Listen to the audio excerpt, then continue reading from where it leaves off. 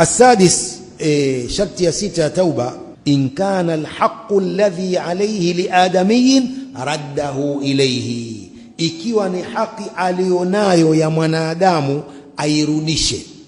Sharti ya sita ya tauba, kama ni haki amemdhulumu mwenzake basi arudishe ile dhulma, au istasmahahu, au akamwombe msamaha. Kama hatarudisha ile simu aliyoiba kwa mwenzake, kama hatairudisha basi amuombe msamaha yule mwenyewe. Hii ni katika masharti ya toba kwa yule ambaye amemdhulumu mwenzake.